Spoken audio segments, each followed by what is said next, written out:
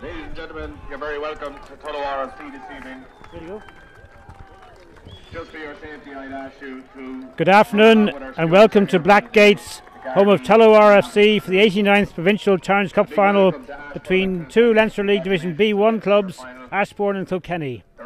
Ashbourne are the unbeaten champions of that division and therefore may be considered slight favourites today.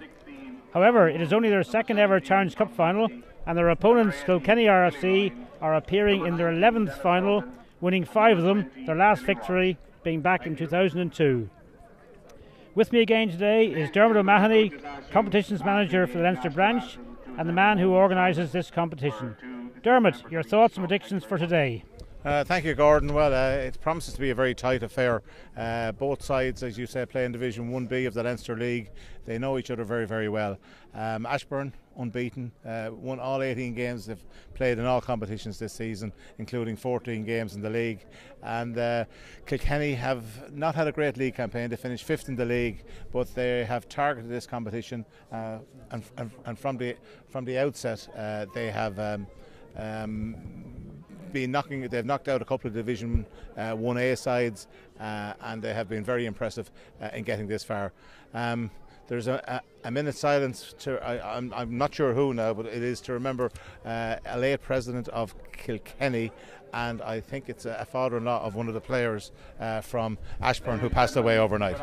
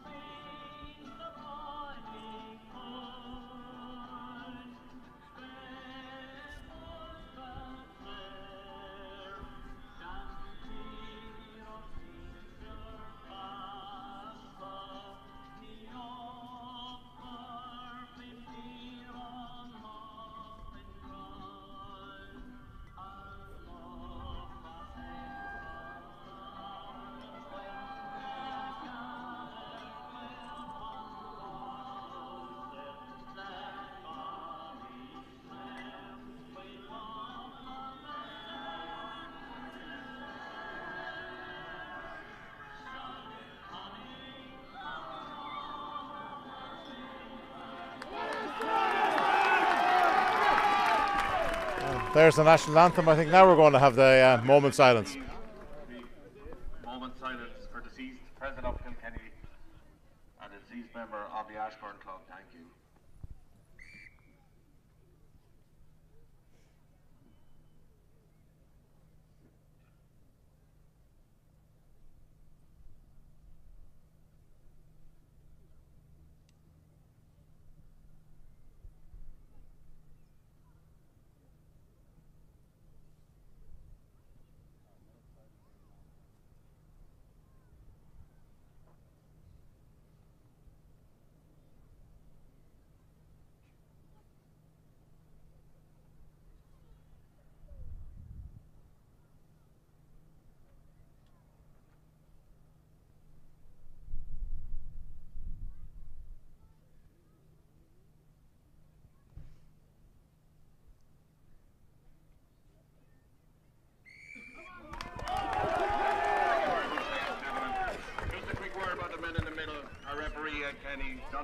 Ian Thompson, Ian Hayes and Paddy Kern.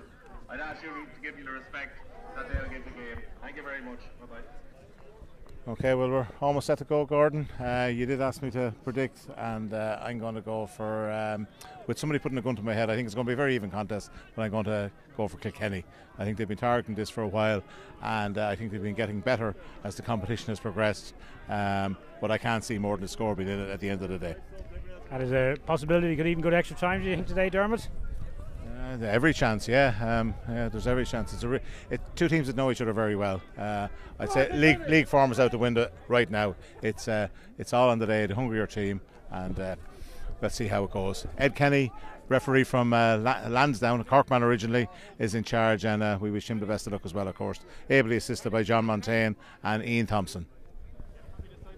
And it's Kilkenny playing from left to right on your screens, who will kick off Willie Wright, their New Zealand out half, who in practice was nonchalantly knocking over kicks from inside his own half. There is a reasonable breeze behind Kilkenny, so they'll need to get some points up in this first half as Ashbourne eventually clean up that kick-off, driving forward.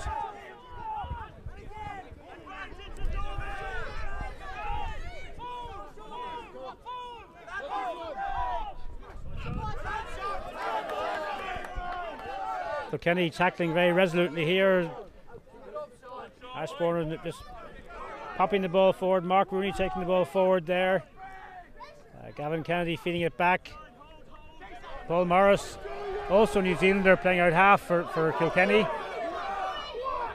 Running the ball back is Joe Manuel. And a good thumping tackle. Both sides defensive. If Kilkenny can spread this ball left, they could have an overlap. They have the numbers. They go through the hands, but no, they've taken it up again. Ball pops out the side. Ed Kenny signals was off the boot. Nothing wrong with that. Is now playing a knock-on advantage to Kilkenny. The ball is driven forward by Robbie Walsh.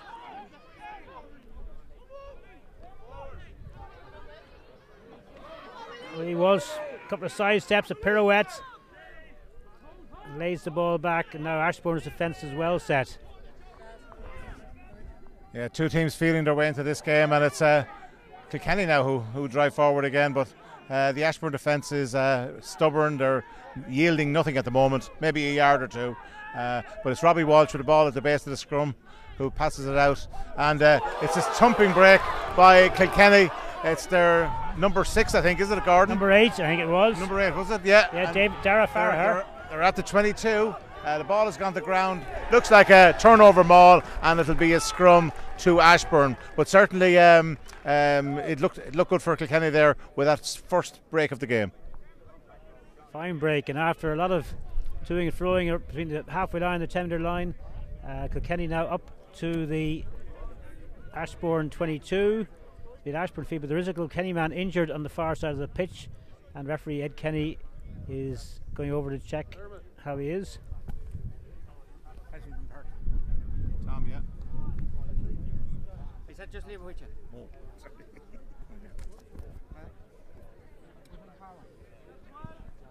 Dermot, any knowledge on the strengths of the two packs when it comes to scrummaging?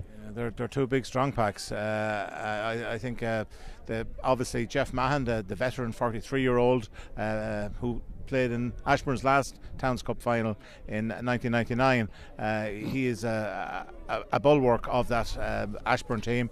They are good scrummagers. James McGahey, their hooker, plays dual status with Navan, and their first scrum, and it looks comfortable, although it's twisted. Ed Kenny says play on. Ball comes out to Paul Morris, and comes over here to the wing, where it's taken on by Killian Everard. But Morris fields it inside his 22. He's tackled but offside. So relieving penalty for Ashbourne, and I'm sure they'll be delighted to move the ball 20-30 metres down the pitch. It was getting a bit uncomfortable there for them for a few moments. Yes, a little bit of over-enthusiasm by Kilkenny there. One of their forwards was ahead of the kicker and didn't retreat out of the 10. That gives Paul Morris a chance to bring play up to just short of the halfway line.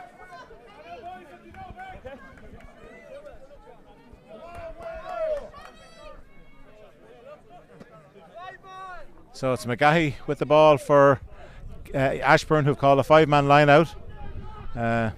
Number 6 for Ashbourne is Mark Rooney, who looks like he's jumping at the front. The crowd getting into it as well, you can tell from the background. It's in, and it's won by Derek Curran. Fine jump that was, and he looks like the tallest forward on the pitch by some distance, in fact.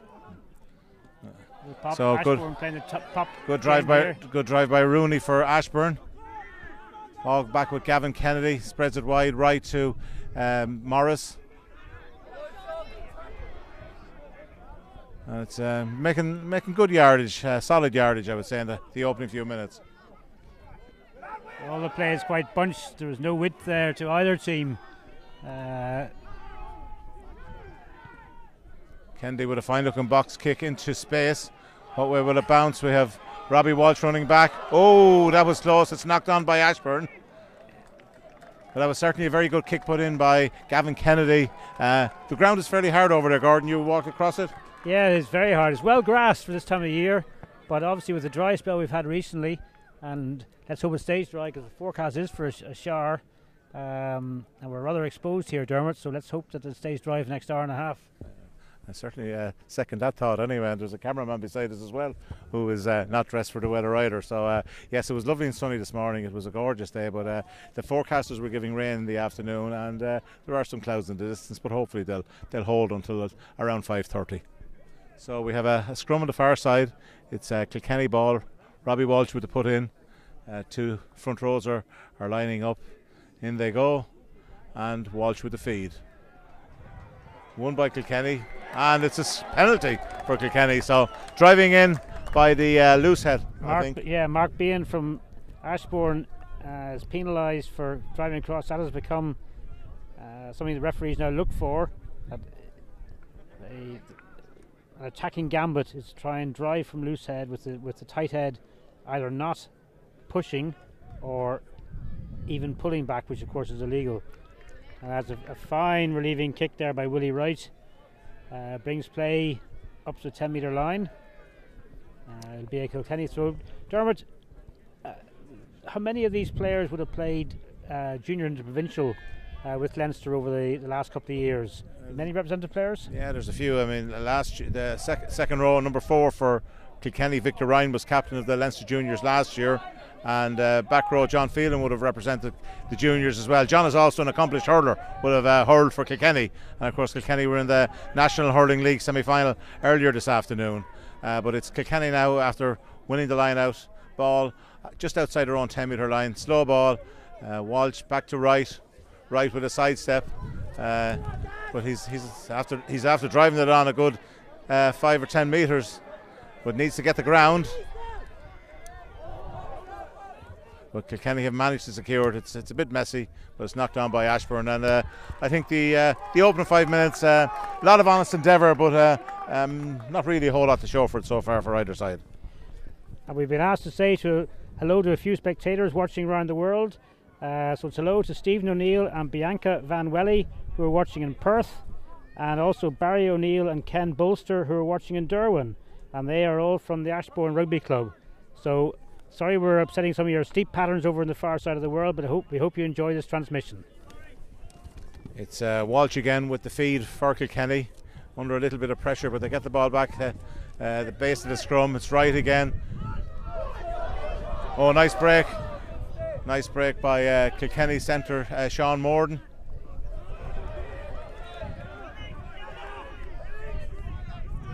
But again, it's all slow down. Kilkenny pounding off the side. Wes Carter, but going to ground Kilkenny. Penalty to Ashbourne on halfway.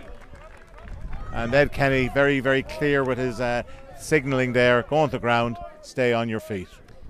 Yep, but it's into the wind, so I think that Paul Morris will just aim up the touchline, get an attacking line out, and he'll be aiming for the touch judges up around the 22-metre mark at this stage.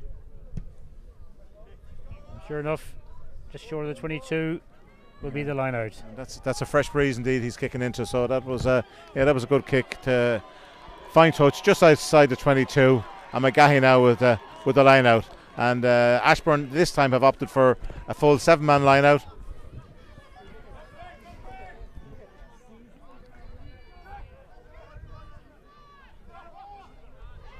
And it goes to the back. It's Curran again. He's certainly their go-to man in the line out, and he's ruling the air well. Kenny trying to hold up the Ashbourne. They're going forward, but yes, they have successfully done so. Ed Kenny had called Mole, and Ashbourne couldn't get the ball to ground. So turnover on the Kilkenny 22, and they'll have the put in. Yeah, the ball was popped by Morris to centre Charles Kyle, but Kyle was held up, and we have another scrum. And again, it's Kilkenny's third scrum of the game. Penalty from one, solid scrum the other one. So let's see how they get on with this one. Dermot, a fine crowd here today. have made their way to Tullow. The ground is well ringed. A lot of spectators, especially on this side, the side we're on, which you mightn't really see on the TV screen, but they are. Oh, yeah. There's a bank on our side and there's a stand on our side. So yeah, there's a good crowd on either side of us. We're just a little off centre on the halfway line, more on the Ashbourne 10-metre line. But yeah, good crowd here, and the pitch is well ringed with people on the far side. So that scrum has been reset, all set to go again.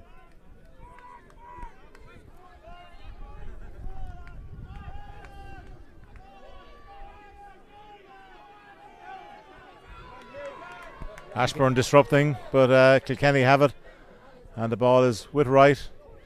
Sloppy pass goes out towards Darren O'Brien, out to Pádraig Mann. Mann and O'Brien would have played together for the last couple of years in Newbridge. O'Brien is from Athy originally, but he played a couple of years with Newbridge, as did Pádraig Mann, the winger. So the fact, Dermot, these players have moved from Newbridge to Kilkenny, would they have been Kilkenny originally, or is there much movement now in the junior ranks of Leinster Rugby? Mann originally is Kilkenny, but he would have went to Newbridge. Newbridge had a fine team for the last few years, although they got relegated this season. Darren O'Brien, Daz as he's known, is Athy originally, and there's also the Kilkenny hooker Martin Lahey is also an Athy man. So there is a bit of movement. Part of the reason for that movement from Athy, of course, is that Steve Ashmore, the Kilkenny coach, is an Athy man. So Stephen just down underneath us here, he's with his hands up to his jaw, pondering.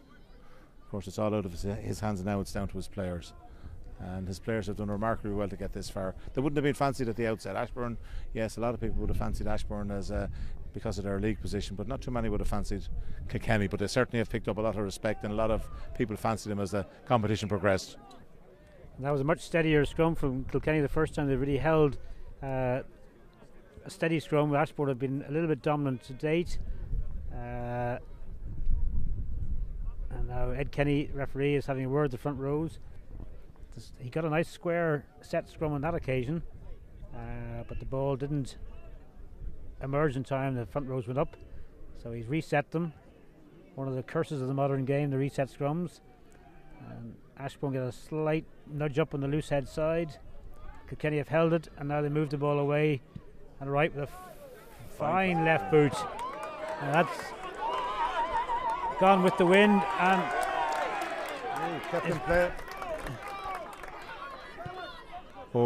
in play and cleared out to midfield. Now this is a chance for Morden, or it's Daz O'Brien. It's Daz O'Brien, I say, for Kilkenny. Brings the ball as far as the 10-metre line of Ashbourne, and it's a penalty again. So for the second time in the space of a few minutes, a breakdown penalty goes against Kilkenny. That time it was for an entry from the side of the ruck. Another message just been handed here. Best luck to Kilkenny, especially to their numbers 3 and number 6 from their special girls, Hannah and Sabrina. I wonder, is that girlfriends or children? Well, number 3 is Kieran Roach, and number 3 is Wayne Kavanagh, and number 6 is Dara Farraher. So best of luck to them, and of course best of luck to all 30 players on the pitch and the replacements and their backup teams and supporters. It is truly a great day here in Tullow.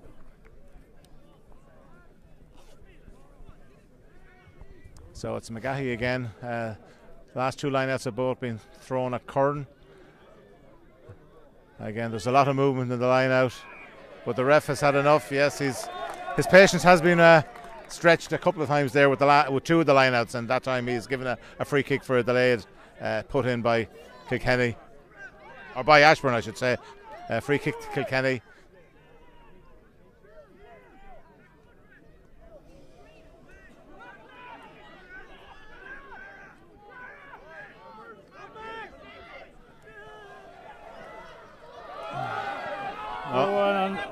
Unlucky there, the number 14 for Kilkenny, Killian Everard. He had one good chip ahead earlier on. He tried it again, just come off the side of the boot into touch, but that'll augur well for Kilkenny. They managed to open Ashbourne a little bit there. Ashbourne were quite narrow in defence, and a skip pass got Everard away in the wing. Yes, it was a half chance for Kilkenny. Unfortunately, Everard's kick went straight out. Had it gone infield, it could have led to all sorts of trouble. And talking of trouble, I see Jeff Mann, the warrior. I don't want to say old because he's younger than you and I, but Jeff, who is 43 years of age, is getting attention for an injured shoulder. So hopefully he's okay and he can return to the fray. He actually looks in some difficulty. He looked in a lot of pain there when the physio first came on. A little bit of massage into the shoulder, but the way he's holding that right arm doesn't augur particularly well for Jeff has made a strong stuff. Jeff played senior rugby for Monkstown when Monkstown were in the All-Ireland League many years ago, and he's been a true warrior for Ashbourne. He's one of these players who is just goes through the pain barrier. And Dermot, we have rolling subs today or just straight substitutions? They're rolling subs, same as the All-Ireland League. Both sides have 5 replacements and they can make up to 12 rolling subs. As Anthony McCreevy makes ground for Ashbourne, but the ball unfortunately goes forward and we have another stoppage. So with about 16 minutes gone on the clock, what are your observations so far, Gordon? Oh, it's very level pegging. As I said beforehand, there is quite a strong breeze blowing from left to right, and Kilkenny would want to probably be a few points clear by half time. We were watching both place kickers, the Kiwi out halves, practicing beforehand, and both were kicking their goals with aplomb. So Kilkenny would want to have something on the board before half time and haven't really had a chance yet. Now having a loop around and says, yeah, it's gone backwards. Ed Kenny says it's gone backwards. That hasn't, that's gone forwards. And unfortunately, Dara Farher, the number 7 for Kilkenny, was in front of the man who passed the ball, picked it up, and Ed Kenny has given a penalty against him. That was quite an intricate move that Kilkenny tried there. Yeah, they brought fullback Joe Manuel into the line, and Joe looped with right, and I think it got too intricate at the end, and Robbie Walsh knocked on, and I think it was Phelan who was offside. Couldn't resist the temptation of touching the ball as it landed at his feet. Anyway, it gives Ashbourne a good position just outside the 22, about 30 metres out. McGahey with the line out again. And let's hope he gets it in a little quicker this time. And he does, but he overthrows. That looked like it was knocked on, and it was indeed knocked on by Paul Morris.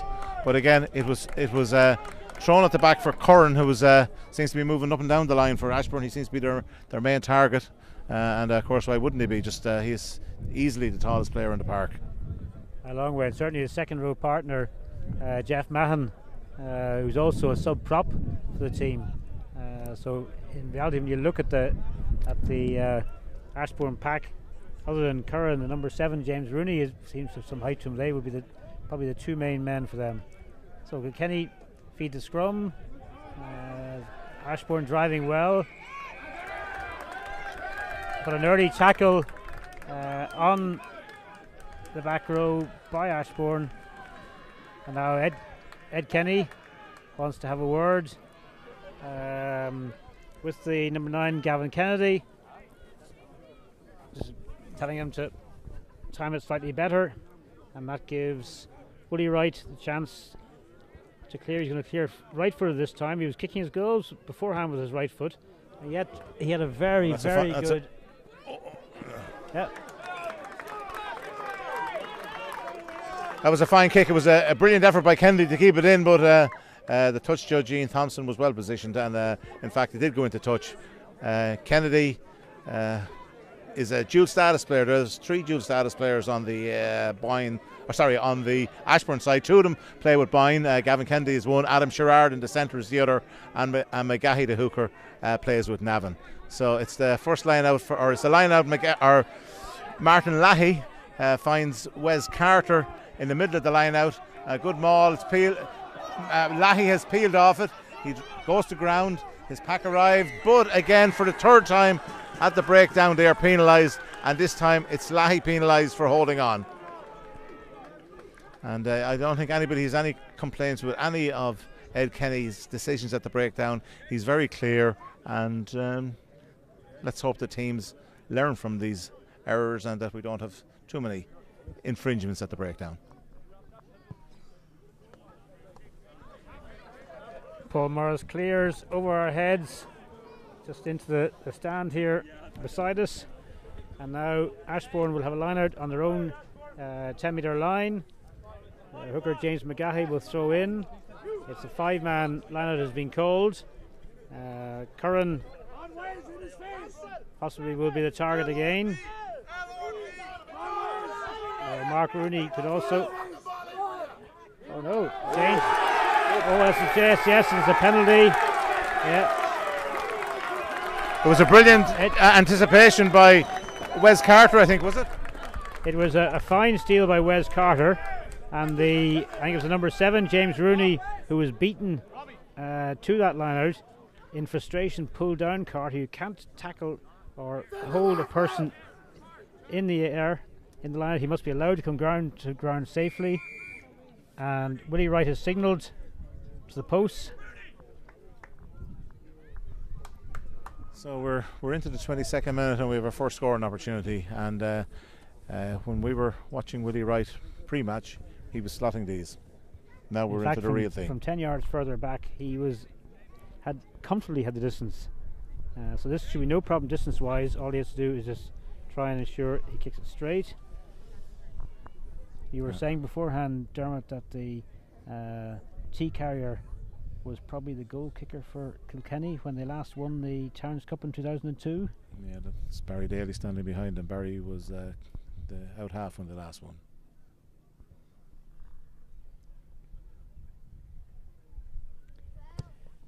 A very respectful silence. Looks good. And Willie Wright straight down the middle of the post. And he certainly had an extra 15 yards. That cleared the crowd behind the goal. And that's must be a salutary lesson to Ashbourne. Don't give away any kickable penalties to this man, because he is a superb striker of the ball. So now Paul Morris waits the ball, another very good striker of the ball.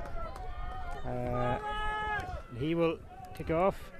Paul, who's been with Ashbourne for a few years, he had a break when he went to Sweden to play for a season over there, but he came back to Ashbourne this year.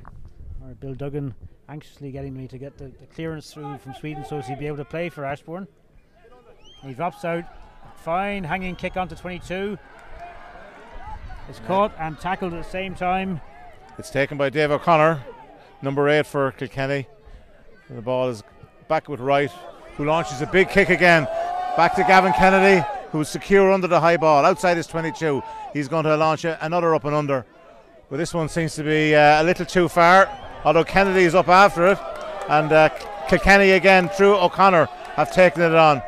Scrum half Walsh, out to Martin Lahey. Matt Lahey drives at the heart of the Ashbourne team, but Jeff Mahon is there to try and win it on the deck for Ashbourne. The referee is saying play on. It's a little messy, but he allows them play on. Again, Kilkenny drive forward. Back with Walsh, out to Wright. Oh, that looked very flat at best. Yes, Ed Kenny says it was forward. I thought from his angle he mightn't quite have got that there, but it looked very, very forward from here. And that's going to be a relieving scrum now for Ashbourne, just inside the Kilkenny half. I must admit, I thought Phelan was a dummy runner there. I thought they were going to go out to the backs, but yeah, I agree that the pass was just a little forward. And we have a message come through on Twitter or Facebook or whatever, one of these media centres, from Joe Manuel's brother in New Zealand. Watching my brother Joe Manuel from New Zealand.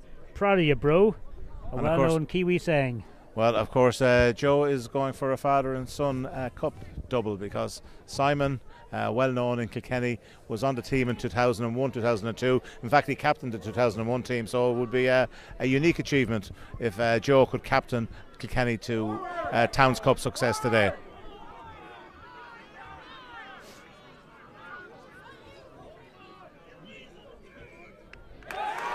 Another turnover. Ashbourne held up there, and scrum now will be to Kilkenny. I just had a shout from behind of my name, and I see Ronnie Cosgrave from Wanderers behind here, and it's his brother, Rod, who would be, he along with Bill Duggan, Dermot, would be the real driving forces of Ashbourne Rugby. Yeah, well, Ashbourne is a club that's come a long way in the last 10, 15, 20 years. They have a fantastic setup up there, fantastic grounds, state-of-the-art pitches, good clubhouse. They have soccer pitches, artificial soccer pitches as well that they use for making a few bob. And Ashbourne putting on the pressure here and being rewarded with a penalty. So into the wind. 40-metre penalty. I presume Morris will be taking this on. I would think he would, and there Kilkenny's tight head prop Hugh O'Brien was penalised for detaching in the scrum, but no, Morris has opted to go for touch. He's obviously inside the wind is a little bit stronger even than we think it might be, Dermot. Well, I think that's a fair indication of how strong the wind is, because that is definitely well within Paul Morris's range, and for him to be turning down a kick of that distance, and he is a very good kicker, and opting for touch. And if we look at John Montaigne, the touch judge on the far side, look at his flag, and it is blowing pretty straight in the breeze. So an important throw now for Ashbourne, for James McGahey. Get this on the button, set up a good driving maul here for it's well taken by Curran, but it's well sacked as well by Kilkenny. And because of the sack, Ashbourne had to peel off. They've gone into one of their own men, and now it'll be a scrum to Kilkenny. A slight error there on Ashbourne's behalf. Of course, you're talking about Ashbourne and how they've come on as a club, Dermot. They're also the home to the Irish Women's 15, who won the Grand Slam last year. They've played every match there for the last 3 or 4 years now, with the exception of the recent game against Italy, which was played in the Aviva Stadium.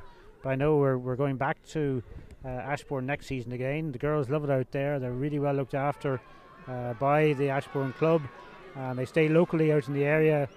Now Kilkenny breaking is right again with that big boot. Dermot Colreevy is back for Ashbourne. He's going to launch it. Good kick.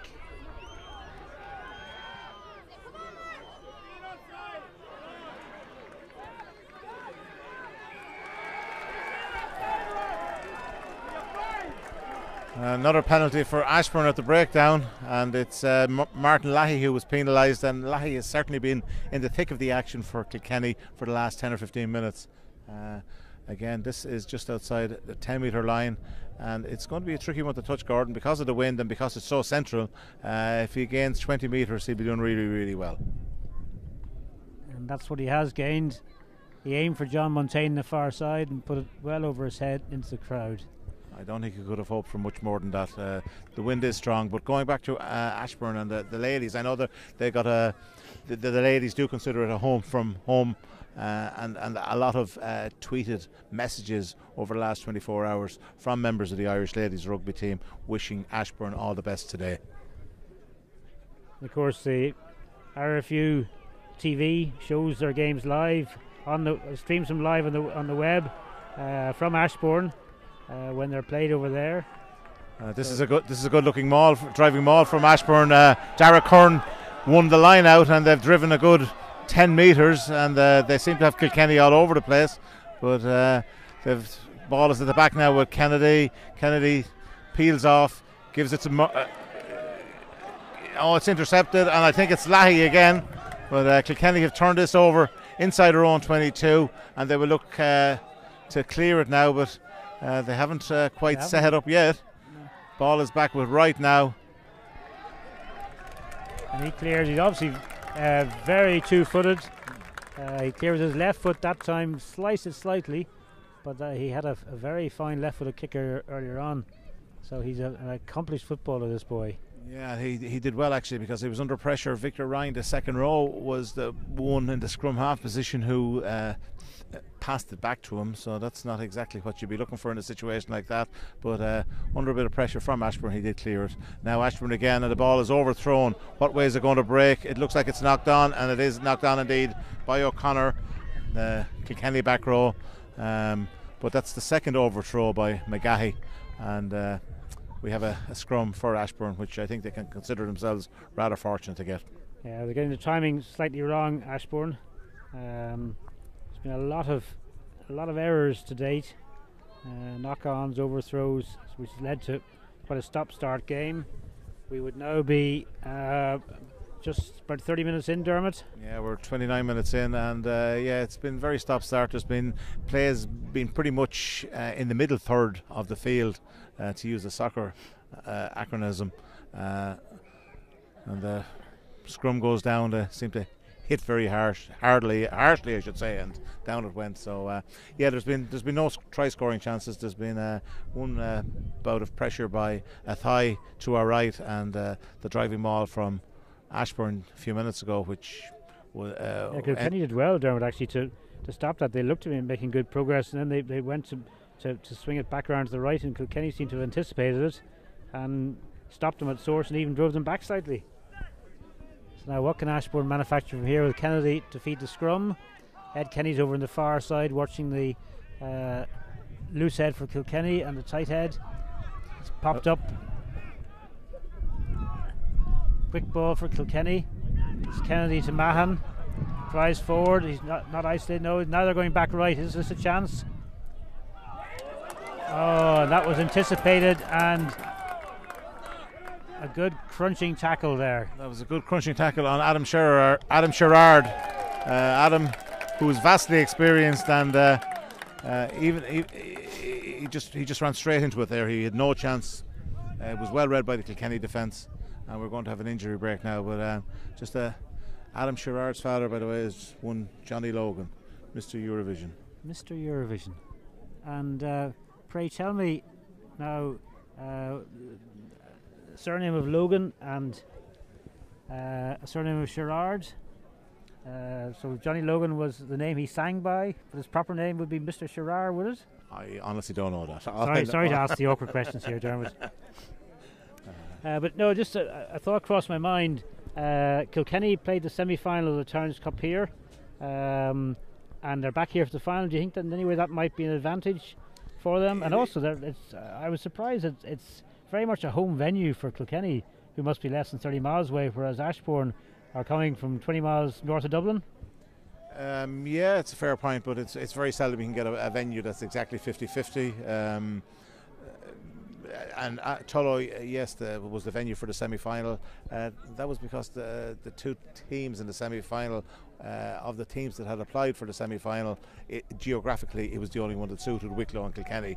And Tullow had always been sort of earmarked for the final. So once they had proven themselves at semi-final stage and that the pitch was okay and they could host it, it just happens that Ashbourne and Kilkenny were in the final. So just one of those things. And as you said to me at lunch when I asked you the same question, Bill Duggan is the competition organiser and he is an Ashbourne man. So if Ashbourne have any quibs, they know who to turn to. Of course they do, yeah.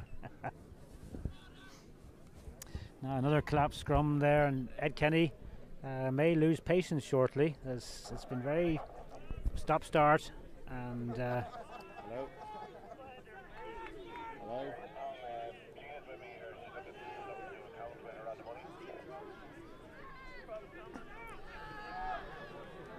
solid scrum from Kilkenny. Fine kick downfield.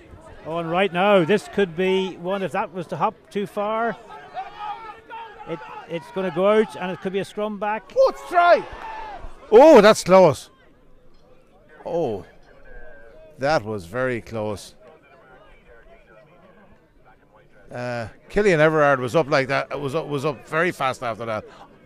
Oh, that was close.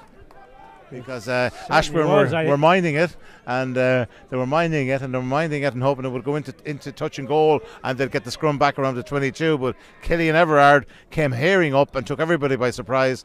And now Ashbourne are looking to go quickly themselves. But Gavin Kennedy thinks.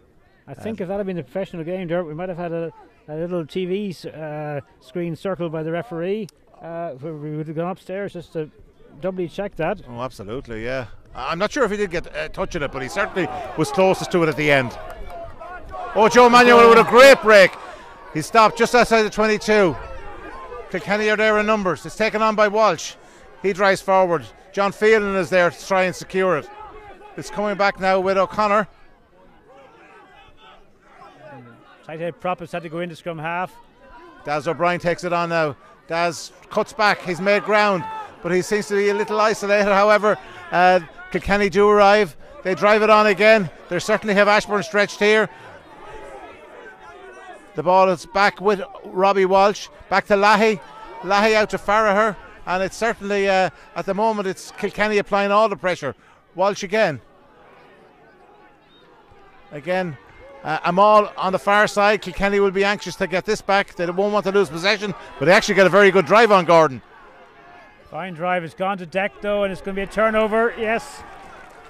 What Ashbourne were looking for there was to hold that up, and then suddenly Kilkenny did get a good drive on, as you said, Dermot, but they weren't able to get the ball back, and therefore it'll be a scrum to Ashbourne about 6 metres from their own line.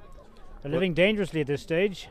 Yes, it was certainly excellent play by Kilkenny. Joe Manuel fielded the ball and cut back and made about 20-25 metres before he was hauled down just outside of 22. Kilkenny recycled on a number of occasions, but when they needed to get it back quickly from the collapsed maul, they weren't able to do so. So it's a scrum to Ashbourne, but Ashbourne under a bit of pressure here. They need to clear their lines here. Their scrum has been solid so far, but this is their biggest one so far. Ed Kenny, the referee, talking to both front rows, giving them their orders.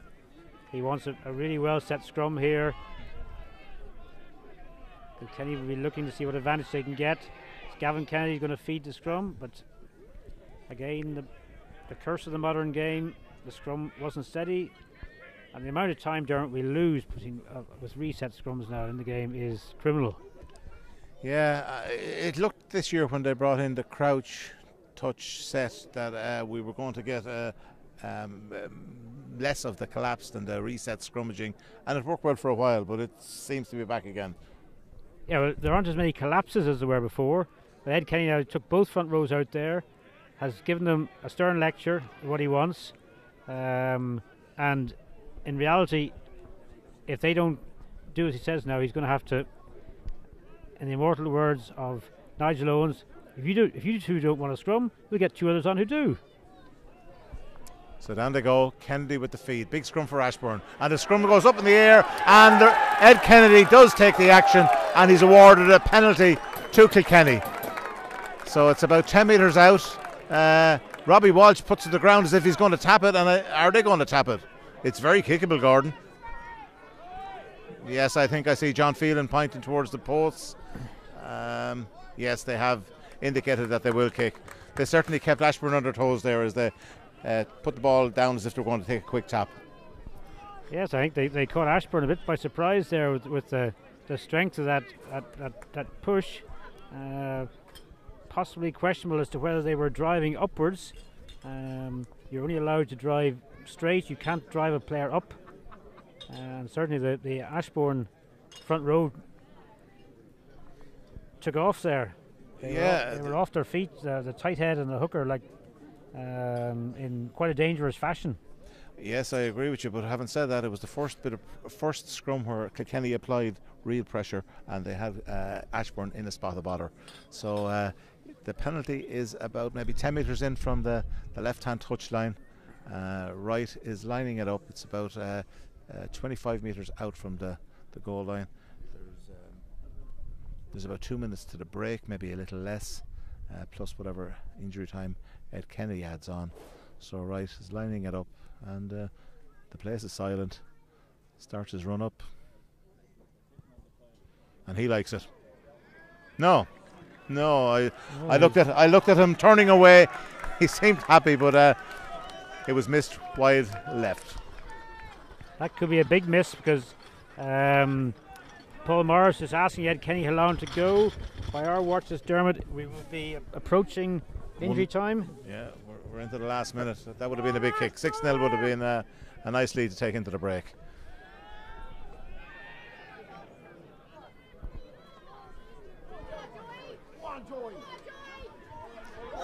And Joe Emmanuel stepping again, causing problems, makes another 10 metres. Walsh to right.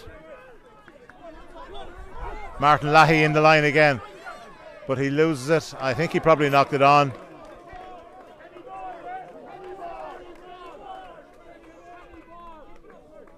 Yeah, no, he's given the line out. Leahy tried to throw it back inside. and it was in slap towards touch by the Ashbourne hooker James McGahey, and it's now going to be a Kilkenny throw in, 35 metres out from the Ashbourne line. A great take at the back of the line there. Oh, it's a good drive too by Kilkenny. They have but Ashbourne have stopped them. But they've been penalised for the same thing for truck and trailer. It was certainly a good take at the back of the line out by Kilkenny. Again, it was by their number 6, Dara Farraher. But unfortunately, they weren't able to control the drive then. They set up the maul well, but they lost control. So now as we go into injury time at the end of the first half, Ashbourne will have the scrum 30 metres out from their own line. They will be keen to hear the referee's whistle so they can turn around with the advantage of the elements behind them. But Ed Kenny is being consistent. He's now penalised Wayne Kavanagh, the loose head for Kilkenny, for driving in. He penalised Ashbourne early in the game for a similar offence. Ball tapped in the touch. Ed Kenny blows for half time. So at half time here, Blackgate's Tullow, the score is Kilkenny 3 points, Ashbourne 0. We'll be with you again shortly in about 5 minutes time for the second half. Provincial Town Club, Kilkenny 3, Ashbourne 0. Ladies and gentlemen, would you put your hands together for the Kilkenny and Ashbourne under 12